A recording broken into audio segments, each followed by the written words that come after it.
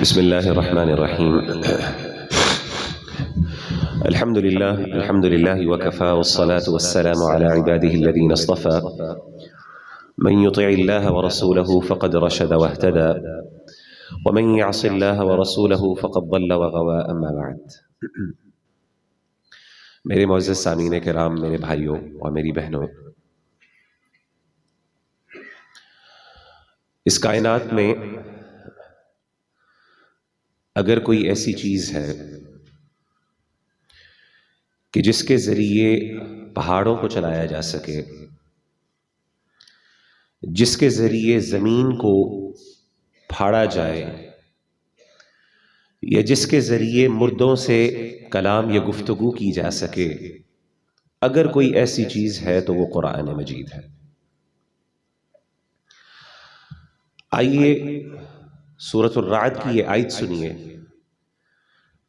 اللہ تعالیٰ فرماتے ہیں: وَلَوْ أَنَّ قُرْآنًا سُيِّرَتْ بِهِ الْجِبَالُ أَوْ قُطِّعَتْ بِهِ الْأَرْضُ أَوْ كُلِّمَ بِهِ الْمَوْتَى بَلْ لِلَّهِ الْأَمْرُ جَمِيعًا۔ یعنی اگر اس قرآن مجید کے ذریعے پہاڑوں کو چلا دیا جائے، زمینوں کو پھاڑ دیا جائے، زمین کو پھاڑ دیا جائے،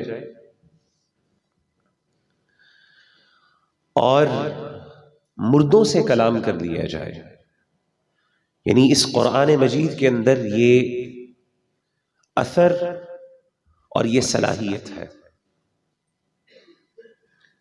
کہ وہ نہ صرف روحانی طور پر ہم پر اثر ڈال سکتا ہے، بلکہ مٹیریل طور پر یا جسمانی طور پر بھی اس کا یہ اثر ہوتا ہے۔ ایک تو ہے نا، ہم کہتے ہیں کہ اس کا ایک اسپرچول ایفیکٹ ہے، روحانی اثر ہے، نہیں صرف روحانی نہیں بلکہ جسمانی طور پہ۔ یہ اللہ کی بہت بڑی بڑی مخلوقات، پہاڑ کتنی بڑی مخلوق ہے اللہ کی۔ اسی طریقے سے زمین کو دیکھ لیں، مردوں کو دیکھ لیں، اللہ کہتے ہیں یہ قرآن مجید کے اندر یہ اثر ہے، یہ صلاحیت ہے کہ قرآن مجید یہ سب کام کر سکتا ہے۔ امیجن کریں کتنی طاقتور اللہ کی مخلوق ہے پہاڑ۔ کبھی آپ ناردرن ایریاز میں جائیں اور وہاں جا کے آپ دیکھیں گے ان پہاڑوں کو، تو انسان ان کی ہیبت کے اندر حیران ہو جاتا ہے کہ اتنی بڑی اللہ کی مخلوق۔ اللہ کہتے ہیں یہ پہاڑ یہ قرآن ان پہاڑوں کو چلا سکتا ہے۔ فزیکل ایفیکٹ ان کا یہ مٹیریل ایفیکٹ ہے، صرف روحانی اسپرچول ایفیکٹ نہیں۔ لیکن جب ہم قرآن مجید کے بارے میں یہ جانتے ہیں کہ قرآن مجید اتنی پر اثر کتاب ہے، اس کا یہ امپیکٹ ہو سکتا ہے، اس کا یہ اثر ہو سکتا ہے، تو ایک سوال جو مجھے اور آپ کو اپنے آپ سے کرنا چاہیے وہ یہ سوال ہے کہ اگر قرآن پہاڑ پر یہ اثر ڈال سکتا ہے، زمین پر یہ اثر ڈال سکتا ہے، مردوں پر یہ اثر ڈال سکتا ہے، تو کیا یہ میرے دل پر بھی کوئی اثر ڈالتا ہے کہ نہیں ڈالتا؟ کیا جب میں قرآن پڑھتا ہوں اور قرآن مجید کی تلاوت کرتا ہوں تو کیا میرے دل پر بھی کوئی اثر ہوتا ہے کہ نہیں ہوتا؟ پہاڑوں پر تو بہت اثر ہوتا ہے، اللہ کہتے ہیں۔ بلکہ آپ کو پتا ہے کہ سورۃ الحشر کی بڑی مشہور آیت ہے، اللہ کیا فرماتے ہیں؟ لو انزلنا هذا القرآن على جبل لرأيته خاشعا متصدعا من خشية الله، کہ اگر یہ قرآن مجید ہم پہاڑ پر نازل کر دیتے، اے نبی صلی اللہ علیہ وسلم آپ دیکھتے کہ وہ پہاڑ اللہ تعالیٰ کے خوف اور اللہ کی ہیبت سے، اس قرآن مجید کی ہیبت سے ریزہ ریزہ ہو جاتا۔ اگر ہم قرآن مجید کو پہاڑ پر نازل کر دیں، اتنی بڑی مخلوق ہے اللہ کی طاقتور، یعنی اللہ نے ان پہاڑوں کے ذریعے اس زمین کو تھاما، یعنی زمین کو ساکت کیا ہوا۔ ورنہ حقیقت میں آپ کو پتا ہے کہ اگر پہاڑ نہ ہو تو انسان اس زمین پر سروائیو نہیں کر سکتا۔ پہاڑ ذرا سا اپنی جو اس کی روٹس ہوتی ہیں وہاں پہ کوئی مسئلہ آتا ہے تو دیکھیں کیسے زلزلے آتے ہیں، انسان سروائیو نہیں کر سکتا اس کے اوپر۔ اللہ کہتے ہیں اس قرآن مجید کی وجہ سے وہ پہاڑ ریزہ ریزہ ہو جاتا ہے۔ سوال یہ ہے کہ میں تو قرآن بہت پڑھتا ہوں، میں تو قرآن بہت سنتا ہوں، میرے دل پر بھی کوئی اثر ہوتا ہے کہ نہیں ہوتا؟ ہم سب کو ماشاءاللہ آج کل تراویح پڑھ رہے ہیں، الحمدللہ قرآن سن رہے ہیں نا، اور ہم میں سے میجورٹی نے کوئی نہ کوئی روزانہ کا کوئی پورشن رکھا ہوگا، کوئی حصہ اپنے لیے مقرر کیا ہوگا کہ ہم نے رمضان میں، لوگ ماشاءاللہ کرتے ہیں کہ جی ہم نے ظہر یا عصر کی نماز یا ہر نماز کے بعد ہم نے اتنا حصہ تلاوت کرنی ہے قرآن کی. ہم کرتے ہیں ماشاءاللہ، اس کے لیے ماشاءاللہ کوشش بھی کرتے ہیں. اور کئی لوگ ماشاءاللہ پھر رمضان میں جی ہم نے 2 قرآن مکمل کیے، ہم نے 3 قرآن مکمل کیے. اسی طریقے سے پھر الحمدللہ تراویح کے اندر قرآن سنتے ہیں، فجر کی نماز کے اندر قرآن سنتے ہیں، مغرب کے اندر، عشاء کے اندر، ظہر اور عصر خود تلاوت کرتے ہیں قرآن کی. روزانہ اتنی دفعہ الحمدللہ، مجھے امید ہے کہ میجورٹی یہاں پہ موجود ہیں، نمازوں کا بھی اہتمام کرتے ہیں، قرآن کا بھی اہتمام کرتے ہیں. اور رمضان ہے ہی مہینہ قرآن کا. سوال یہ پیدا ہوتا ہے کہ اتنا قرآن پڑھ رہے ہیں، اثر ہو رہا ہے کہ نہیں ہو رہا؟ یہ قرآن جو پہاڑوں کو ہلا سکتا، یہ بہت ایک لمحہ فکری ہے ہمارے لیے. یہ سیلف اکاؤنٹیبلٹی ہے، یہ محاسبہ نفس ہے جو ہم سب کو کرنا ہے آپس میں ایک دوسرے کے ساتھ. یعنی میں اپنے آپ سے پوچھوں کہ رمضان میں جس میں میں نے اتنا قرآن پڑھا، اور رمضان کے بعد کیا میری زندگی میں کوئی فرق آیا؟ ہونا تو یہ چاہیے کہ قرآن سننے سے پہلے جب میں نماز میں کھڑا ہوتا ہوں، امام صاحب قرآن پڑھ رہے ہیں، مجھے تھوڑی بہت سمجھ آ رہی ہے، یہ الحمدللہ کی تو ایٹ لیسٹ سمجھ آ جاتی ہے، یا میں خود کچھ ترجمے کے ساتھ پڑھتا ہوں، کیا اس کے فوراً بعد میری زندگی میں کوئی تھوڑا سا اثر آتا ہے، کوئی تبدیلی آتی ہے، میرے دل کے اوپر کوئی رقت آتی ہے؟ اگر تو آتی ہے تو بہت بڑی بات ہے، اور اگر نہیں آتی پھر ہمیں ڈرنا چاہیے. سبحان اللہ، سورۃ البقرہ میں اللہ تعالیٰ ایسے دل کی کیا ایسے دل کی بات کرتے ہیں، کہتے ہیں ثم قست قلوبکم من بعد ذلك فهي كالحجارة او اشد قسوة. اس کے بعد تمہارے دل سخت ہو گئے، جیسے پتھر ہیں، یہ اس سے بھی زیادہ سخت ہو گئے. کیوں؟ وَإِنَّ مِنَ الْحِجَارَةِ لَمَا يَتَفَجَّرُ مِنْهُ الْأَنْهَارُ وَإِنَّ مِنْهَا لَمَا يَشَّقَّقُ فَيَخْرُجُ مِنْهُ الْمَاءُ وَإِنَّ مِنْهَا لَمَا يَهْبِطُ مِنْ خَشْيَةِ اللَّهِ. اللہ کہتے ہیں تمہارے دل جو ہے وہ پتھروں سے زیادہ سخت ہیں، کیونکہ پتھر جو ہیں وہ اللہ کے ذکر سے کانپ جاتے ہیں، ان میں سے پانی نکل آتا ہے، وہ پھٹ پڑتے ہیں، جیسے میں نے پہلے بھی ذکر کیا. تو اگر تمہارے دل پر کوئی اثر نہیں ہو رہا، اس کا مطلب ہے تمہارا دل پہاڑ سے زیادہ سخت ہو چکا ہے. اللہ معاف کرے. بہت بڑی بات ہے، اس کو ذرا سنیے، اپنے آپ سے پوچھئے. اللہ تعالیٰ قرآن مجید میں ایک جگہ اور بیان فرماتے ہیں، اللہ کہتے ہیں ان فی ذلک لذکری لمن کان له قلب.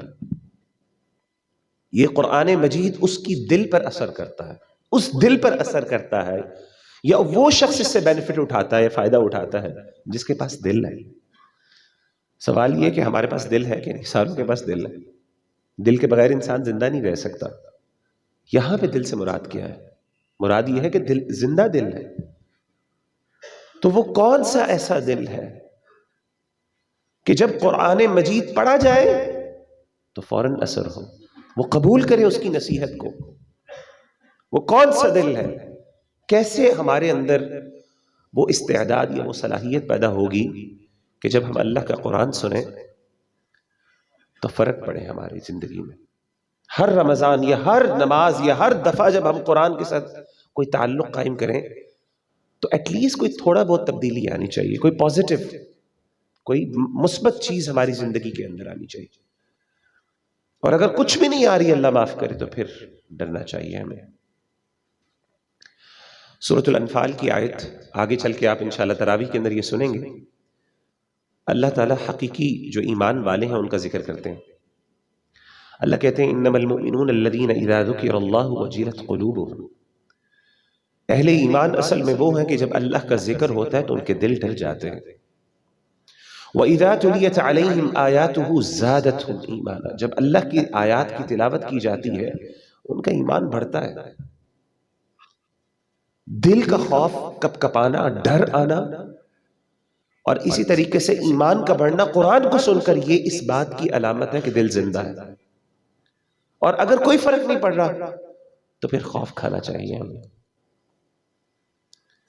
تو آج کے انشاءاللہ اس سیشن کے اندر میں کچھ ایسے اسباب ذکر کروں گا جن کے ذریعے،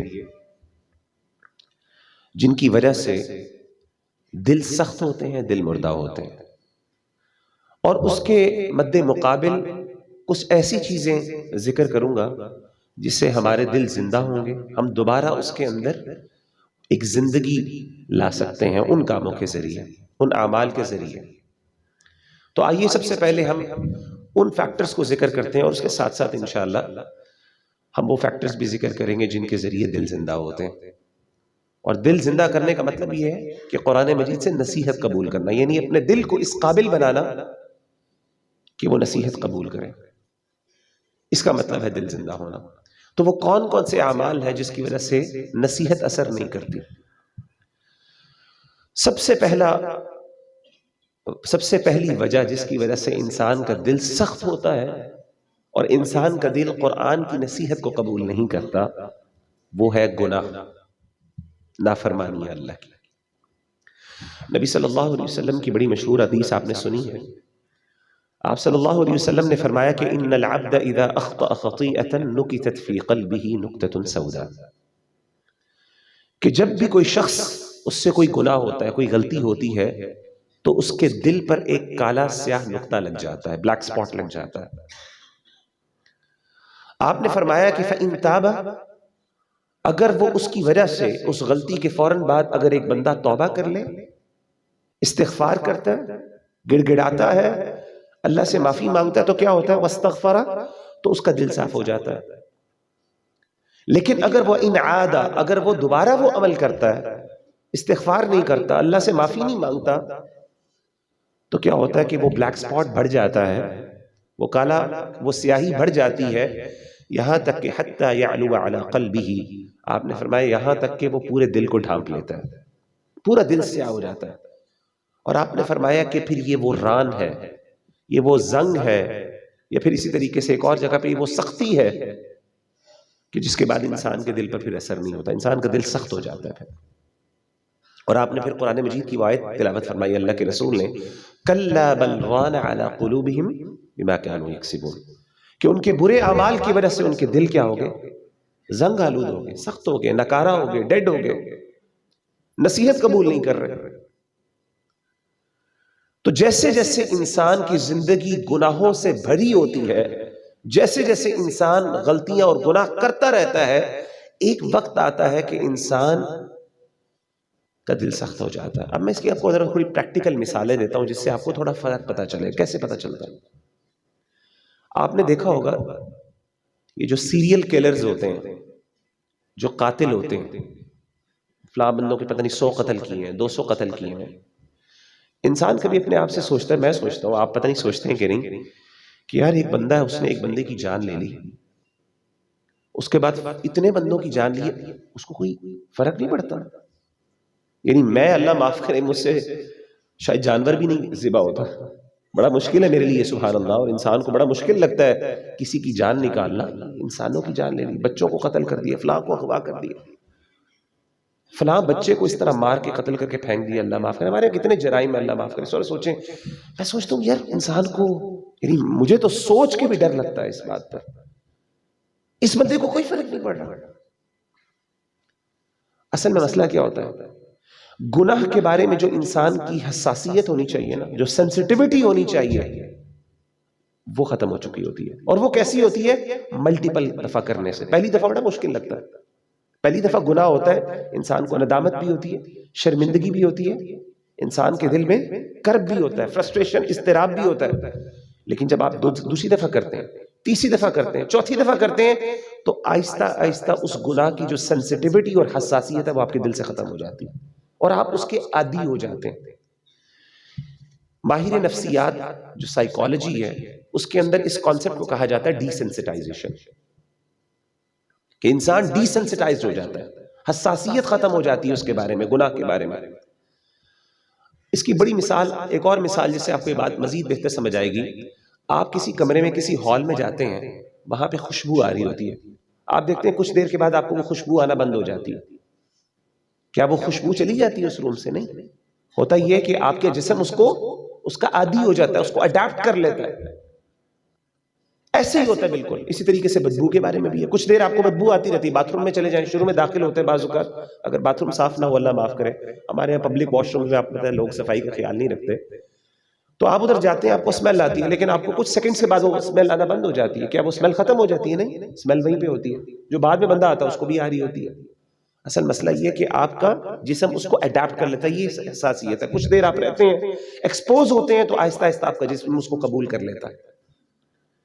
یہی مسئلہ گناہ کے ساتھ ہے. گناہ کو جتنا زیادہ آپ اس سے ایکسپوز ہوں گے، جتنا بار بار کریں گے، یہ آپ کے سامنے ہوگا، آپ کو اس کے بارے میں حساسیت ختم ہو جائے گی. میں آپ کو ایک اور مثال دیتا ہوں. ہمارے معاشرے کے اندر یہ جو فحاشی اور عریانی ہے، اللہ معاف کرے، ایک زمانہ تھا ایسی بات نہیں تھی. مجھے یاد ہے کہ ہمارے کسی بزرگ نے ایک بات بتائی بہت پہلے، جب ٹیلی ویژن بہت یعنی کم دیکھا جاتا تھا اور لوگوں کے پاس ایکسس نہیں ہوتی تھی. ایک پروگرام آیا تو اس کے اندر ایک خاتون نے، کوئی نیوز کا پروگرام تھا غالباً، تو انہوں نے کہا کہ وہ خاتون نے دوپٹہ پہنا ہوا تھا، لیکن دوپٹہ تھوڑا پیچھے ہو گیا، اس کے بال نظر آ رہے تھے واضح طور پہ. کہتے ہیں لوگوں نے باقاعدہ احتجاج کیا اس کے بارے میں کہ یہ کیا چیز ہے. اور احتجاج صرف جسے کہتے ہیں نا مذہبی طبقے نے نہیں کیا تھا، ہر طبقے نے کیا کہ یہ کیا عجیب بات ہے، یہ کیا فحاشی ہے، یہ کیا گندگی ہے، بے شرمی ہے. لیکن آج آپ دیکھیں کہ ٹیلی ویژن کے اوپر جو جو چیزیں چل رہی ہیں، اللہ معاف کرے، ہم لوگ کیا کر رہے ہوتے ہیں، ہم کھانا کھا رہے ہوتے ہیں، آپ کسی ریسٹورنٹ میں چلے جائیں یا ایون گھر کے اندر لوگوں کے گھروں میں ٹی وی لگا ہوتا ہے، کھانا کھا رہے ہیں، ایسے ایسے گندے ایڈز چل رہے ہوتے ہیں، انسان حیران ہو جاتا ہے یار یہ کیا ہو رہا ہے. اس کی مثال دیتا ہوں ایک اور. آپ کو پتہ ہے ماڈل ٹاؤن لاہور میں میری رہائش ہے، لنک روڈ کے اوپر، مشہور لنک روڈ آپ نے دیکھا ہوگا، ماڈل ٹاؤن کا پتہ ہے آپ کو لنک روڈ. تو وہاں پہ سامنے میں لنک روڈ پہ تھا، تو اگر آپ پیکو روڈ کی طرف جا رہے ہو اور آپ کی کمر پہ وہ ماڈل ٹاؤن ہو، تو سامنے جو ہے نا ایک بہت بڑی سکرین لگی ہوئی ہے، آج بھی لگی ہوئی ہے وہاں پہ ایڈز چلتے ہیں. اور آپ کو پتہ ہے ہمارے ہاں اسٹریٹ لائٹس ہوتی نہیں ہیں. اسٹریٹ لائٹس ہونا تو بڑی بڑی سکرینوں میں جو چل رہا ہو انسان کو زیادہ نظر نہ آئے، انسان کی توجہ وہاں پہ نہ جائے، کیونکہ لائٹ نہیں ہے، شام کا ٹائم ہے، عشاء کا ٹائم ہے، پورا بازار ہے، اتنی بڑی سکرین ہے کہ جو بندہ اس روڈ پہ اس کی نظر ضرور ایک دفعہ پڑتی ہے وہاں پہ. میں ایک دن جا رہا، فیملی کے ساتھ تھا، تو میں گاڑی میں چلا رہا ہوں، میری نظر سامنے ہے، اس سکرین کے اوپر ظاہرہ پڑی، اس سکرین کے اوپر ایڈ کیا چل رہا ہے، میں حیران ہو گیا. ایک صابن لکس کا مشہور، آپ کو پتہ ہے لکس والے کرتے ہی ایسے ہیں، اللہ معاف کرے، اس کا صابن یہ لکس کا تھا، یہ کسی اور اس طریقے سے صابن تھا، مشہور صابن تھا، اس کا ایڈ چل رہا تھا. تو ایک خاتون کو دکھا رہے ہیں، وہ باتھ روم کا سین ہے جی، باتھ روم کے اندر ایک خاتون نہا رہی ہے، شاور چل رہا ہے، اور اس خاتون کے جسم، اس کے کندھے نظر آ رہے ہیں، اور وہ صابن سے کیا کر رہی ہے، اپنے جسم اپنے بازوں کے اوپر لگا رہی ہے وہ صابن. یہ مطلب میں نے اپنی آنکھوں سے، اور میں حیران اس بات پر ہوا، یعنی حیرانگی والی بات یہ ہے وہ پورا بازار ہے جس کے اندر دیندار لوگ بھی ہیں اور بے دین لوگ بھی ہیں. اتنی عام سی بات ہے، کوئی توجہ ہی نہیں دے رہا. کسی بندے نے جا کے، جو وہاں کا مالک تھا، اس کو کوئی بات کی ہو کہ بھائی یہ کیا کر رہے ہو تم. یعنی آپ مجھے خود بتائیں، ماشاءاللہ سارے بھائی بیٹھے ہیں یہاں پہ، آپ لوگ کبھی یہ پسند نہیں کریں گے کہ آپ کی بہن جو آپ کے محرم رشتے ہیں، آپ کی والدہ، کبھی آپ اس طریقے سے اپنی والدہ کو دیکھنا پسند کریں گے، اپنی بہن کو دیکھنا پسند کریں گے؟ ہم اپنی بہن کے لیے بھی یہ چیز پسند نہیں کرتے، سیدھی سی بات. حالانکہ ہمارے ہاں محرم رشتوں کے اندر تھوڑی سی فلیکسیبلٹی اللہ نے رکھی ہے، پردے کے وہ سٹینڈرڈز نہیں ہیں، یہ تو پھر نامحرم عورت ہے. اتنی عام بات ہو گئی ہے. اور یہ چیز آپ کو بتائیے، یہی ایڈز جو ہیں یہ گھروں کے اندر کھانے کے دوران مذہبی طبقہ، نیک لوگ ٹی وی پہ چل رہا کھا رہے ہیں، ہم کہتے ہیں جی فیملی ٹائم ہے، اور ظاہر ہے وہ چیز ٹی وی کے اوپر دکھائی جاتی ہے عام طور پہ نارملی جو چیز فحاشی کے دائرے کے اندر کنسیڈر نہیں ہوتی. بتانے کا مقصد یہ ہے کہ ہوا یہ کہ آہستہ آہستہ فحاشی اور یعنی اتنی عام ہو گئی، ہماری جو اس کے بارے میں حساسیت اور سینسٹیوٹی تھی وہ ختم ہو گئی، ہم ڈی سینسٹائزڈ ہو گئے. اسی لیے آپ دیکھیں کہ اللہ کے رسول صلی اللہ علیہ وسلم نے گناہ کو چھپانے کا حکم دیا. گناہ کو کیوں چھپانے کا حکم دیا؟ کیونکہ گناہ جب بہت عام ہو جاتا ہے، لوگوں کی حساسیت اس کے بارے میں ختم ہو جاتی ہے، معاشرے کے اندر اس کو قبول کر لیا جاتا ہے. آپ صلی اللہ علیہ وسلم کی حدیث ذرا سنیے. آپ صلی اللہ علیہ وسلم نے فرمایا، کل امتی معافی الا المجاہرین، تمام امت کو اللہ معاف کر سکتے ہیں، معاف کر دیں گے سوائے مجاہرین کے. صحابہ نے پوچھا اللہ کے رسول صلی اللہ علیہ وسلم یہ مجاہرین کون ہیں؟ آپ صلی اللہ علیہ وسلم نے فرمایا کہ مجاہرین وہ ہیں کہ رات کو وہ گناہ کرتے ہیں اللہ ان کے گناہوں پر پردہ ڈال دیتا ہے اور وہ صبح اٹھ کے اس پردے کو پھاڑ کر لوگوں کے سامنے فخریہ یہ بتاتے ہیں کہ میں نے رات کو فلاں فلاں گناہ کیا. اللہ ایسے بندے کے گناہ کو کبھی نہیں معاف کرتے. کیوں معاف نہیں کرتے؟ اس کی وجہ یہ کہ یہاں پہ ندامت نہیں ہے، وہ شرمندگی نہیں ہے، وہ حساسیت نہیں ہے جو ہونی چاہیے ایک گناہ کرنے کے بعد. ہمارے یہاں آپ کو پتا نوجوان یہی کرتے ہیں، اسکولوں کالجوں کے اندر گناہ کرتے ہیں رات کو چھپ چھپ کے، جو بھی کام اللہ معاف کرے. یہ موبائل ہمارے ہاں موجود ہیں جس کے ذریعے اتنا گناہ آسان ہو گیا ہے، سبحان اللہ. صبح اٹھ کے بڑے فخر سے دوستوں کو بتا رہے تیرے بھائی نے رات کو یہ کیا، بڑے فخر سے یہ چیزیں بتا شیئر کر رہے ہوتے ہیں چیزیں اپنی. اللہ ایسے گناہ کو کبھی معاف نہیں کرتے، کیونکہ گناہ کی معافی کے اندر جو توبہ ہے اس کی پہلی شرط یہ ہے ندامت ہونی چاہیے، شرمندگی ہونی چاہیے. ایک بندہ جتنا مرضی منہ سے کہہ لے اللہ مجھے معاف کر دے، اگر دل میں شرمندگی اور احساس ندامت نہیں، اللہ نہیں معاف کرتا. اور جب تک میرے بھائیوں، جب تک یہ ندامت قائم رہتی ہے خیر باقی رہتی ہے، اصلاح کی گنجائش ہوتی ہے. جب یہ ندامت ختم ہو جاتی ہے پھر کیا ہوتا ہے؟ پھر اصلاح کی. میرے پاس ایک بندہ آیا ہمارے ہاں یوتھ کلب کے اندر، میرا ہفتے میں سیشن ہوتا ہے، ہفتے کے روز، آج کل رمضان میں بند ہے تو ایسے ہی میں سیشن لے رہا تھا کوئی ہمارا ویکلی. تو میرے پاس ایک بھائی آیا، بعد میں مردوں کا ہوتا ہے صرف، لڑکوں کا، ینگسٹرز ہوتے ہیں ماشاءاللہ، یوتھ بیٹھی ہوتی ہے. تو میرے پاس آیا، کہتا ہے مغیرہ بھائی میں نے آپ سے پرسنل ایک بات کرنی ہے. میں نے کہا جی بتائیے. مجھے سائڈ پہ لے گیا، میرا ہاتھ پکڑا، رونا شروع ہو گیا، رونا شروع ہو گیا، روتا جا رہا ہے، روتا جا رہا ہے. میں نے اس کو تھوڑا رونا دیا، میں نے کوئی بات نہیں آپ رو لیں. اور اس نے کہا مغیرہ بھائی مجھ سے نا ایک گناہ ہوتا ہے، میں گناہ کے اندر میں بتا نہیں سکتا، مجھے بڑی شرمندگی ہے اور میں اس گناہ سے نکلنا چاہ رہا ہوں. میں توبہ کرتا ہوں، استغفار کرتا ہوں، دوبارہ مجھ سے گناہ ہو جاتا ہے اور میں بڑا شرمندہ ہو کے، مطلب میں وہ گناہ آپ کو بتا بھی نہیں سکتا، لیکن میں اس کے اندر شکار ہوں بڑے عرصے سے، ایک لمبے عرصے سے. کیسے نکلوں اس گناہ سے؟ تو میں نے اس سے ایک وعدہ لی. میں نے کہا مجھ سے ایک وعدہ کرو. میں نے کہا وعدہ تم مجھ سے یہ کرو، یہ جس طریقے سے تم میرے سامنے رو رہے ہو نا، اور یہ جو تمہیں شرمندگی اور احساس ندامت ہے نا، اس کو تم کبھی ختم نہیں ہونے دو گے. کیونکہ جب تک یہ ندامت، یہ شرمندگی، یہ رونا، یہ افسوس، یہ اضطراب جب تک موجود ہے، اس کا مطلب ہے دل زندہ ہے، تب تک اصلاح کی گنجائش موجود ہے. لیکن جس دن تم نے قبول کر لیا یار مجھ سے تو چھوٹا نہیں جاتا، شیطان یہاں پہ مایوس کرتا ہے، وہ کہتا ہے یار تم سے چھوٹا نہیں جائے گا، قبول کر لو. انسان پھر اس کے بارے میں اس کو پھر کھلے دل سے قبول کر لیتا ہے. حساسیت ختم ہو جاتی ہے، ایک وقت آتا ہے رونا ختم ہو جاتا ہے، پھر توبہ بھی نہیں ہوتی، استغفار کا بھی دل نہیں چاہتا. انسان کہتا ہے کیا کرنا یار مجھ سے تو ہوگا ہی نہیں. ڈیفیٹڈ مینٹالٹی کے اندر چلا جاتا ہے ایک بندہ. تو میرے بھائیوں گناہ، اسی لیے آپ دیکھیں اللہ کے رسول صلی اللہ علیہ وسلم، ہمارے کئی علماء، سعید حسن البصری، ابو سعید حسن البصری رحمہ اللہ تعالیٰ عنہ کے پاس ایک شخص آیا، اس نے کہا یا ابا سعید، اے ابو سعید مجھ سے غلطی ہوتی ہے، پھر میں توبہ کرتا ہوں، پھر غلطی ہوتی ہے، پھر توبہ کرتا ہوں، پھر میں غلطی کرتا ہوں، پھر توبہ کرتا ہوں. الی این، کب تک ایسا چلتا رہے گا؟ کب تک میں یہ کرتا رہوں؟ آپ نے فرمایا کہ الی ان یئس الشیطان منہ، تب تک یہ کرتے رہو، توبہ کرو، یہاں تک کہ شیطان تم سے مایوس نہ ہو جائے. یعنی توبہ نہیں چھوڑنی. گناہ ہوا کوئی بات نہیں، دوبارہ کرو، دوبارہ گرے دوبارہ اٹھو، دوبارہ گرے دوبارہ اٹھو، کوئی مسئلہ نہیں، جب تک شیطان مایوس نہ ہو جائے. شیطان کو پتہ چل جائے گا میں اس سے گناہ کروا بھی لوں گا، اس نے دوبارہ توبہ کر لینی، اللہ پھر معاف کر دیں گے. ہمارے ایک بھائیوں نے بڑی پیاری مثال دی، انہوں نے کہا کہ اس کی ایک مثال ایسے لیں، آپ نے کبھی بچے کو دیکھا ہے جب وہ نیا نیا چلنا سیکھ رہا ہو تو جب وہ اپنی والدہ کے پاس آتا ہے، شروع میں چلنے میں وہ گرتا ہے پھر کھڑا ہوتا ہے، پھر گرتا ہے پھر کھڑا ہوتا ہے. ماں کو کتنی محبت فیل ہوتی ہے اس سے، کتنا پیار آتا ہے اس کے اوپر، کس چیز پہ پیار. حالانکہ بچہ اگر چل کے آ جائے تو اتنا پیار نہیں آتا، لیکن جب وہ سٹرگل کر رہا ہوتا ہے، گرتا ہے پھر اٹھتا ہے، پھر تھوڑا سے 2-3 قدم لیتا ہے، پھر گر جاتا ہے، ماں کو پیار کس بات پہ آتا ہے کہ میرا بچہ کتنی محنت کر رہا ہے، کتنی کوشش کر رہا ہے. اللہ کو بھی ایسی بات ہے، اللہ کو وہ بندہ بہت پسند ہے جو کنسسٹنٹلی کوشش کر رہا ہے میں نے اس گناہ سے باہر نکلنا ہے، کیونکہ یہ اس بات کی نشانی ہے کہ اس کا دل زندہ ہے. تو میرے بھائیوں، بات یہ ہے کہ سب سے پہلے دل کی سختی اگر اس کو دور کرنا ہے تو گناہوں سے توبہ اور استغفار۔ اچھا، اب سوال یہ ہے کہ دل ڈی سینسٹائزڈ ہو گیا، مثال کے طور پہ دل کے اندر سختی آ گئی، اس کو دور کیسے کرنا ہے؟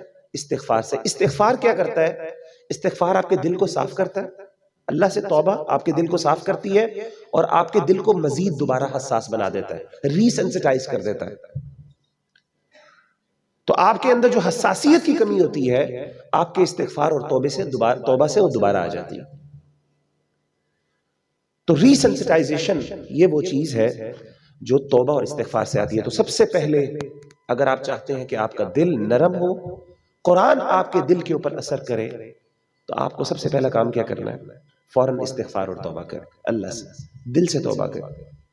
آپ دیکھیں گے جتنی آپ کثرت سے توبہ کریں گے اس رمضان میں، وہ گناہ جو آپ عام طور پہ کرتے ہیں اور آپ نے اس کو قبول کر لیا ہے اب اپنی زندگی کے اندر، آپ دیکھیں گے کہ رمضان کے اندر جب آپ یہ توبہ استغفار کثرت سے کریں گے تو آہستہ آہستہ اس گناہوں کے بارے میں دوبارہ آپ کے دل میں وہی حساسیت شروع ہو جائے گی جو سب سے پہلے آپ کے اندر تھی۔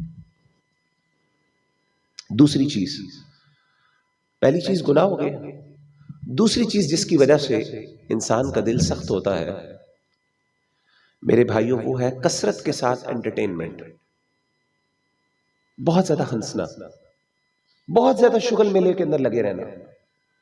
اللہ کے رسول صلی اللہ علیہ وآلہ وسلم نے فرمایا، غالباً مجھے بھی یاد نہیں ہے، غالباً آپ نے شاید کچھ نوجوانوں کو ہنستے ہوئے دیکھا، واللہ اعلم، مجھے حدیث کا کانٹیکسٹ اور سیاق یاد نہیں ہے۔ بہرحال آپ نے فرمایا کہ لا تکثروا الضحک، زیادہ ہنسا نہ کرو، فإن کثرة الضحک تمیت القلب، کیونکہ زیادہ ہنسنے سے کیا ہوتا ہے؟ انسان کا دل سخت ہو جاتا ہے، مر جاتا ہے۔ اور اگر ہنسنے کو آپ ذرا ایکسپینڈ کر لیں، انٹرٹینمنٹ کے اوپر لے جائیں، جو لوگ بہت زیادہ شغل میلے کے اندر لگے رہتے ہیں نا، ہر وقت کوئی نہ کوئی مزہ ہونا چاہیے زندگی کے اندر، عام طور پہ ایسے لوگوں کے دل سخت ہو جاتے ہیں، ان کو رونا نہیں آتا، ان کے دل پر نصیحت اثر نہیں کرتی، ان کو درد نہیں ہوتا زیادہ، کیونکہ وہ اتنے زیادہ انگلفڈ اور امرسڈ ہوتے ہیں انٹرٹینمنٹ کے اندر، خوشیوں کے اندر، مزے کے اندر، لذتوں کے اندر، کہ ان کو وہ چیز، یعنی وہ جب بھی ان کو نصیحت بھی اثر کرتی ہے تو وہ اس کے بارے میں، آپ نے دیکھا ہوگا نوجوانوں کو پتہ ہے بعض اوقات کلاس کے اندر ایک استاذ کوئی اچھی بات کر دینا، کوئی اچھی نصیحت کر دے، اس کے فوراً بعد کوئی شغلیہ دوست ہوتے ہیں نا، وہ کیا کرتے ہیں، وہ کوئی ایک شوشہ اور کوئی لطیفہ چھوڑتے ہیں، وہ سب کا سب سارا زائل ہو جاتی ہے، وہ ساری نصیحت زیرو ہو جاتی ہے، کہکا لگتا ہے اور سب کچھ زیرو ہو جاتا ہے۔ کیونکہ جس بندے کا 24 گھنٹے دماغ اس طرح چل رہا ہے، وہ کیا کرے گا، وہ نصیحت جس سے آپ کا دل سخت نرم ہونا چاہیے، رونا آنا چاہیے، سبحان اللہ، اس وقت کیا ہوتا ہے کہ وہ آپ کا دل دماغ ایسا کر رہا ہے، لطیفے ذہن میں آ رہے ہیں، شغل میلہ ذہن میں آ رہا ہے، اور وہ جو نصیحت اور وہ عاجزی اور انکساری ہونی چاہیے، وہ جو رقت ہونی چاہیے وہ آتی نہیں، اور انسان کیا کرتا ہے، اللہ معاف کرے۔ تو انٹرٹینمنٹ کے اندر کثرت کے ساتھ انوالو ہونا، شغل میلے کے اندر کثرت سے ہنسنا ہمارے دین کے اندر منع نہیں ہے، یاد رکھیے گا، مسکرانا یہ نبی صلی اللہ علیہ وسلم کی سنت ہے، لیکن 24 گھنٹے یا زیادہ تر دن کا، خاص طور پہ نوجوانوں کے لیے صرف ہنستے ہی رہنا۔ آپ نے دیکھا ہوگا یونیورسٹی کالج میں چلے جائیں، میں خود یونیورسٹی میں پڑھاتا ہوں، کہکوں کی آواز، یعنی پورا ہر 2 منٹ بعد بڑے بڑے کہکے، لڑکیوں کی طرف سے بھی لڑکوں کی طرف سے۔ دوستوں کا آپس میں قریب رہنے کا مطلب ہی شغل میلہ، ہنسنا، لطیفے، اتنے اونچے اونچے کہکے لگ رہے ہوتے ہیں، اللہ معاف کرے۔ ایسے بندے کو بڑا مشکل ہے کہ آپ اس کو کوئی نصیحت کریں تو میں نے بتایا کہ ہمارا دین منع نہیں کرتا نہ ہنسنے میں، انجوائمنٹ میں، انجوائے کریں، خوشی ہو، ہنسیں، لیکن میں آپ کو بتاؤں ان 24 گھنٹوں کے اندر کچھ ایسے لمحات ہونے چاہیے جس میں آپ واقعی سنجیدہ ہوں، کچھ نہ کچھ زندگی کے اندر سنجیدگی ہونی چاہیے، سیریسنس ہونی چاہیے۔ کبھی ہم آئسولیشن کے اندر خلوت میں بیٹھ کے اپنی زندگی پر غور کریں کہ اچھا میں نے کیا کر رہا ہوں یار، میرا دن 24 گھنٹے گزرے ہیں، آج میں نے کیا کمایا۔ وہ اللہ کے رسول نے فرمایا نا، غالباً صحابی کا قول ہے، حاسبوا قبل ان تحاسبوا، اپنا محاسبہ نفس کرو، اکاؤنٹیبلٹی کرو، اس سے پہلے کہ تمہارا محاسبہ کیا جائے۔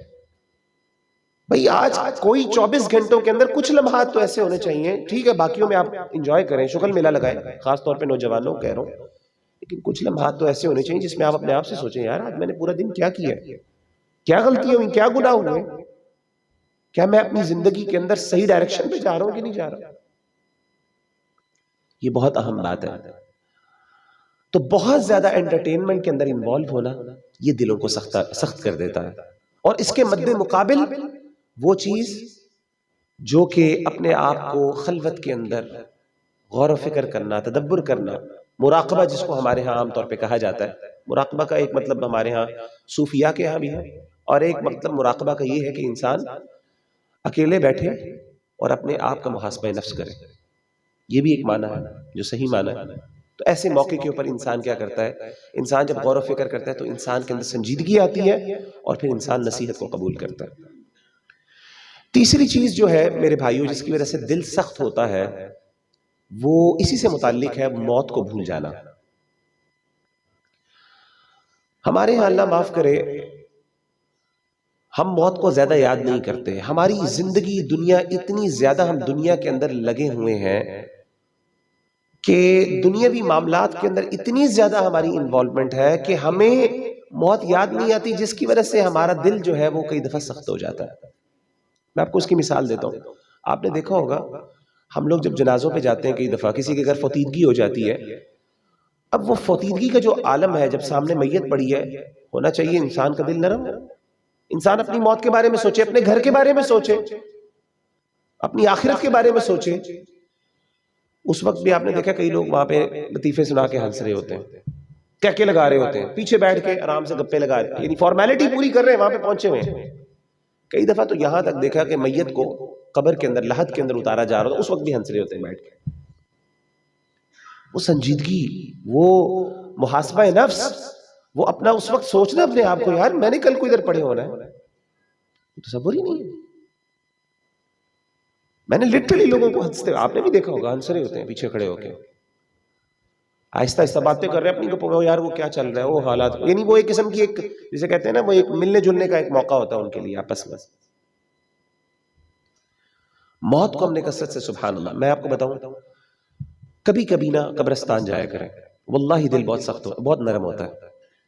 مجھے یاد ہے کہ میں یو اے میں تھا اور اس اللہ کے رسول صلی اللہ علیہ وسلم کی حدیث میرے سامنے تھی. آپ نے کیا فرمایا تھا؟ آپ نے فرمایا کنت نہیتکم عن زیارت القبور فزوروا، میں نے تمہیں پہلے قبرستان میں جانے سے منع کر دیا تھا کیونکہ لوگ شرک کرتے تھے. فزوروها، اب جایا کرو. کیوں؟ فانها تذکر الاخرہ، کیونکہ وہ آخرت یاد کرواتا ہے. میں نے ایک دفعہ یو اے میں تھا تو ایسے ہی میں نے کہا یار یہ ایکسپیرینس کرنا چاہیے. اب اللہ کے رسول نے فرمایا ہے، اس میں ضرور حقیقت ہے، ایکسپیرینس کرتا ہے بندہ، تجربہ کر کے دیکھتا ہے. ایسے ہی میں چھٹی کا دن تھا، جمعے کے دن وہاں پہ چھٹی ہوتی تھی، تو میں نے گاڑی پکڑی اور میں نے کیا کیا کہ میں چلا گیا وہاں پہ قبرستان، ایسے ہی چلا گیا بغیر کسی چیز. حالانکہ میرا وہاں پہ کوئی ایسا بھی نہیں، کوئی رشتہ دار کوئی دفن ہو، کوئی ایسی سمپل، قریب شارجہ کے اندر میری رہائش تھی، تو میں وہاں پہ چلا گیا شارجہ کے قبرستان میں. گاڑی روکی، لوگ ایران، ایک بندہ وہ جو بیچارہ وہاں پہ موجود تھا جو ذمہ دار تھا، اس نے، حارث، اس نے کہا کہ آپ، میں نے کہا بس ویسے ہی میں آیا ہوں تھوڑی دیر کے لیے، بس تذکیر کے لیے. اس نے کہا ٹھیک ہے آپ چلے جائیں اندر. کوئی بھی نہیں تھا وہاں پہ، اللہ کی طرف سے اکیلا. ظہر کا ٹائم، جمعے کی نماز کے بعد، گرمی تھی، تپتی ہوئی دھوپ تھی اس وقت. واللہ العظیم جب میں وہ چل رہا تھا اس کے اندر قبروں کے درمیان ایسے ہی، بس آپ یقین کریں جو میرے دل کا، جو اس وقت جو میرے دل کے اوپر بیت رہی تھی، سبحان اللہ، کئی دنوں تک اس کا اثر میرے دل کے اوپر رہا. میں جب دیکھ رہا ہوں میں نے کہا یار یہ مٹی، سبحان اللہ، اکیلا، دوستوں کے ساتھ نہیں جانا، دوستوں کے ساتھ جائیں گے پھر وہ شغل میلہ اور گپ شپ شروع ہو جائے گی. اور میں کہتا ہوں خاص طور پہ ایسے سنجیدگی کے لمحات اکیلے گزارنے چاہیے. کوئی شغل میلے والا دوست ہوگا نا، وہ کیا کرے گا؟ وہ لطیفہ چھوڑے گا، پھر وہ کہانیاں شروع ہو جائیں گی. اور وہی میں نے کہا کہ زیادہ انٹرٹینمنٹ کی وجہ سے انسان پھر نصیحت کو قبول نہیں کرتا. تو اکیلا میں چل رہا ہوں اور میں دیکھ رہا ہوں قبروں کو، سبحان اللہ، جو دل کے اوپر اثر ہوا، میں نے کہا یار سبحان اللہ، میں نے کبھی آج تک اس کا تجربہ ہی نہیں کیا. بہت یاد آتی اس وقت موت سے ہی. اسی لیے اللہ کے رسول نے فرمایا، کیا فرمایا تھا؟ آپ نے فرمایا تھا اکثروا ذکر حازم اللذات الموت، جو لذتوں کو ختم کر دینے والی موت کو کثرت سے یاد کیا کرو. موت بڑی بڑی سختیوں کو گھائل کر دیتی ہے، بڑے بڑے سخت دلوں کو موت نرم کر دیتی ہے، سبحان اللہ. تو آپ لوگ اس کا تجربہ، موت کو کثرت سے یاد کریں. اور اس کا ایک پریکٹیکل عمل یہ ہے، کیا کریں؟ جائیں قبرستان میں جایا کریں. کوئی روٹین بنا لیں، ہفتے میں ایک دن، مہینے میں ایک دن جایا کریں، جہاں کہ وہاں پہ قبرستان میں اکیلے جایا کریں. اور اگر اپنے رشتہ دار ہیں ان کے لیے دعا بھی کریں. اکیلے جائیں گے آپ دیکھیے گا انشاءاللہ. اور خاص طور پہ جب جنازوں میں جاتے ہیں اس بات کا اہتمام کریں کہ وہاں سے میں نے نصیحت، مقصد اپنے ذہن میں ہونا چاہیے، فارمیلٹی نہیں ہے، یہ نہیں کہ شکل دکھانی ہے کہ جی وہ فلاں بھی آیا تھا. ہمارے یہاں تو اللہ معاف کرے، ہم نے تو وہ اپنی فارمیلٹی پوری کرنی ہوتی ہے نا کہ جی اس کو اگلے کو بتانا ہے تاکہ کل کو یہ شکایت نہ کرے یار تو جنازے پہ بھی نہیں آیا. وہ ملا کے ہم کہتے ہیں جی ہمارا کام پورا ہو گیا، اب نکلنے کی کریں. اللہ معاف نہیں، وہاں پہ جائیں یہ سوچتے ہوئے کہ میں نے قبرستان تک جانا ہے اور میں نے اپنے دل کی اصلاح کرنی، میں نے اپنے دل کو نرم کرنا ہے. آپ دیکھیے گا آپ کے دل پر اثر ہوگا انشاءاللہ. اور آخری چیز میرے بھائیوں جو دلوں کو سخت بھی کرتی ہے اور پھر اس کے بذریعے پھر جو دل ہم نرم کر سکتے ہیں انشاءاللہ، وہ یہ ہے کہ انسانی ہمدردی کی کمی. وہ لوگ جو آپ نے دیکھا ہوگا جو سوشل ویلفیئر کے کام زیادہ کرتے ہیں نا، ان کے دل بڑے نرم ہوتے ہیں. میں نے خود دیکھا، تجربہ بھی کیا الحمدللہ. اور جو لوگ ان کاموں سے دور ہوتے ہیں نا، عام طور پہ ان کے دل سخت ہوتے ہیں. اللہ کے رسول صلی اللہ علیہ وسلم کے پاس ایک صحابی آئی، انہوں نے کہا اللہ کے رسول میرا دل سخت ہے، مجھے کوئی نصیحت کرے، میں اپنا دل کیسے نرم کروں؟ آپ نے کہا ایسا کرو کہ یتیم کے سر پر دست شفقت رکھو اور مسکین کو کھانا کھلاؤ، اللہ تمہارا دل نرم کر دیں گے. اور وہ لوگ جو اس طرح کے کام کرتے ہیں، جو یتیموں کی کفالت کرتے ہیں، اور وہ لوگ جو باقاعدہ سوشل ویلفیئر کے کاموں کے اندر بہت زیادہ ایکٹیو ہیں، واللہ میں نے دیکھا ان کے دل نرم ہوتے ہیں. واللہ آپ کبھی جائیں، سبحان اللہ، مجھے یاد ہے ہمارا یوتھ کلب آپ کو پتہ ادارہ ہے، اس کے اندر ہمارا ایک ڈپارٹمنٹ ہے وائی سی کیئرز کا. ہمارے ایک بھائی ہیں ماشاءاللہ جو اس کو چلاتے ہیں. وہ جب بھی جاتے ہیں، وہ جب بھی کسی ایسی ایکٹیویٹی میں، جیسے اب یہ آیا تھا پچھلے دنوں یہ سیلاب آیا، پھر اسی طریقے سے ہر دوسرے دن اللہ معاف کرے مختلف طریقے سے اللہ کی طرف سے آزمائشیں آتی رہتی ہیں، وہ ان کاموں کے اندر کبھی کینسر ہاسپٹل میں چلے گئے، کبھی کس جگہ پہ چلے جائیں، سبحان اللہ، وہ ویڈیوز بنا کے دیکھتے ہیں. اور وہ جب بھی ویڈیو بنا کے ہمارے ساتھ شیئر کر رہے ہوتے ہیں تو اکثر اوقات رو رہے ہوتے ہیں بولتے ہوئے. اور آپ یقین کریں، آپ خود جائیں گے نا، آپ دیکھیے گا، جب آپ دیکھیں گے نا کہ اللہ کی مخلوق کتنی تکلیف میں، اور یقین کریں اس وقت انسان کو اپنی تکلیفیں بھول جاتی ہیں، انسان کو شکر آتا ہے، اور انسان کے آنکھوں سے شکر کے جذبات اور ان کے آنکھوں سے آنسو نکلتے ہیں انسان کے، وہ دل نرم ہوتا ہے. سیدھی سی بات. ہاسپٹلز میں چلے جائیں، کچھ نہ کریں، ہاسپٹلز میں چلے جائیں گے، جو ایمرجنسی وارڈ ہے، سبحان اللہ، میں تو سمجھتا ہوں اللہ کے رسول صلی اللہ علیہ وسلم کے دور میں اگر اس طرح کے ہاسپٹلز ہوتے نا، اور جو آج کل حالات چلتے ہیں، اللہ کے رسول ضرور ایڈوائز کرتے ہیں کہ جایا کرو وہاں پہ جا کے. ہم اپنے بچوں کو، اسٹوڈنٹس کو لے کے جاتے ہیں، او لیولز اے لیولز کے بچے آتے ہیں، کالجز یونیورسٹیز کے، ہم ان کا گروپ لے کے جاتے ہیں کینسر ہاسپٹل میں. واللہ العظیم وہاں پہ جا کے بچے اتنے سخت، بچے وہ جنہوں نے کبھی دین کا سوچا نہیں، کبھی قرآن کا سوچا نہیں، انتہائی دنیا کی شہوات اور لذات کے اندر غرق ہوتے ہیں، وہاں پہ جاتے ہیں ان کی آنکھوں سے آنسو نکل رہے ہوتے ہیں. ان کو جو اللہ نے جو زندگی دی ہوتی ہے اس کی اہمیت کا اندازہ ہوتا ہے انسان کو. انسان کو یہ والے کام کرتا ہے، دیکھیں یہ آپ کو عمل کرنے پڑیں گے. یہ عمل کرتا ہے تو ایکچوئل میں پھر انسان کے اندر وہ حساسیت، وہ دل کی نرمی، پھر آپ دیکھیں گے جب آپ اس طرح کے کام کریں گے تو پھر آپ کے دل پر قرآن اثر کرے گا. آپ کو کوئی بندہ کوئی اچھی بات کہے گا نا، نصیحت کرے گا، وَذَكِّرْ فَإِنَّ الذِّكْرَىٰ تَنفَعُ الْمُؤْمِنِينَ، آپ دیکھیں گے کہ آپ نصیحت، آپ کو پھر غصہ نہیں چڑھے گا کہ فلاں بندہ نصیحت کر رہا ہے تو آپ کہیں گے یار یہ کون ہوتا ہے. آپ اس پہ سوچیں گے، آپ کہیں گے یار میں سوچتا ہوں اپنے آپ کو واقعی کیا میرے اندر یہ کمیاں ہیں، کوتاہیاں ہیں کہ نہیں ہے. پھر آپ قرآن جب سنیں گے، اللہ کی آیات آپ کے دل پر، پھر آپ دیکھیے گا کہ پھر آپ کا دل کے اندر وہ ڈر، وہ خوف اور وہ کب کبھی طاری ہوگی. اور جب وہ ہوگی تو پھر آپ دیکھیے گا اصلاح کا پروسیس شروع ہو جائے گا. پھر واقعی پھر آپ دیکھیں گے کہ ہر رمضان کے بعد، دوسرے رمضان سے پہلے، آپ ہر رمضان سے پہلے گولز بنایا کریں گے، اور پھر ہر رمضان کے بعد آپ دیکھیں کہ میری زندگی میں ایک پازیٹیو تبدیلی آ رہی ہے. ہر درس، ہر لیکچر، ہر عالم کی نصیحت سننے کے بعد آپ دیکھیں گے آپ کے اندر ایک جذبہ پیدا ہوتا ہے کہ میں کوئی نہ کوئی محنت کروں. اچھا یار میں نے آج یہ سیکھا ہے 4 چیزیں، چلو میں ایٹ لیسٹ 5% ضرور کروں گا، میں نے یہ کام کرنے ہیں اب سے انشاءاللہ اپنی زندگی کے اندر. یہ جذبہ پیدا ہوگا. لیکن اگر آپ کہہ رہے ہیں یہاں پہ بیٹھے ہیں، آپ نے 6 باتیں 50 سے سنی ہیں، دل سخت ہے، وہ ایسے ہی ہے جیسے پتھر کے اوپر پانی ڈالا جا رہا ہے اور وہ جو ہے بالکل صاف ہو گئی، اسے کوئی فرق نہیں پڑا، اس کے اندر کچھ گیا ہی نہیں. تو اللہ معاف کرے پھر یہ نقصان ہے. پھر تو یہ ہے کہ قیامت کے دن اللہ معاف کرے یہی چیزیں، وہ آپ کو پتا ہے نا کہ وہ جہنم، وہ قبر کے اندر ایک بندہ کیا کہے گا قبر کے اندر جب اس سے سوال پوچھا جائے گا کہ بتاؤ تم نے، وہ 3 سوال ایک حدیث میں 4 سوالوں کے لیے ذکر ہے، من ربک عام جو حدیث سنی ہے، تمہارا رب کون سا ہے، نبیوں کا، تمہارا نبی کون سا ہے، دین کے بارے میں سوال ہوگا. تو مومن تو جواب دے گا، جو کافر ہے وہ کیا کہے گا، یا پھر اللہ کا نافرمان کیا کہے گا، اللہ کا نافرمان کیا کہے گا، اللہ کا نافرمان کہے گا لوگ کہتے تھے میں بھی کہہ دیتا تھا، لوگ فلاں فلاں کہتے تھے میں بھی کہہ دیتا تھا. تو پھر یہی والی بات ہوگی، آپ نماز پڑھ رہے ہیں اس لیے لوگ پڑھ رہے ہیں، آپ روزے رکھ رہے ہیں اس لیے لوگ روز رکھ رہے ہیں، جس دن نہیں پڑھیں گے آپ بھی نہیں رکھیں گے. آپ پھر ایک جسے کہتے ہیں نا ایک بہاؤ کے ساتھ چل رہے ہیں، آپ کے اندر کوئی موٹیویشن نہیں. اسی لیے علماء کہتے ہیں رمضان میں 3 قسم کے لوگ ہوتے ہیں. کچھ ہوتے ہیں رمضان کے لیے جو رمضان کے آنے پر خوش ہوتے ہیں، بڑے خوش ہوتے ہیں، اس کے لیے تیاری کرتے ہیں، اس کے لیے محنت کرتے ہیں، جستجو پلاننگ ہوتی ہے. اچھا اس رمضان کے اندر میں نے یہ کام کرنا ہے، میں نے اپنی نمازیں ٹھیک کرنی ہے، میں نے اللہ سے دعائیں مانگنی ہے یہ والی، میں نے اللہ سے فلاں چیز حاصل کرنی ہے، میں نے فلاں قرآن کا حصہ حفظ کرنا ہے، میں نے فلاں کی تفسیر پڑھنی ہے، میں نے فلاں کلاس لینی ہے. پلاننگ ہوتی ہے ان کی، جستجو ہوتی ہے، وہ موٹیویٹڈ ہوتے ہیں، ویٹ کر رہے ہوتے ہیں، اپرچونٹی کا انتظار کر رہے ہوتے ہیں. دوسرے کون ہوتے ہیں جو پیسو ہوتے ہیں، لائے لگ ہوتے ہیں، کہتے ہیں ٹھیک ہے نہ کبھی سوچا روزے رکھنے وہی پڑھ رہے ہیں، تھوڑی بہت جا کے نماز بھی پڑھ لی، کچھ تھوڑا موٹا بیٹھ گیا، بس ایسے ہی بہاؤ کے ساتھ چل رہے ہیں. اور تیسرے اللہ معاف کرے ایسے بھی ہوتے ہیں جو بیچارے پریشان ہو جاتے ہیں کہ یار روزے رکھنے پڑیں گے، یا تراویح پڑھنی پڑے گی، یار فلاں فلاں کام ہے وہ نہیں کر سکیں گے، اللہ معاف کرے.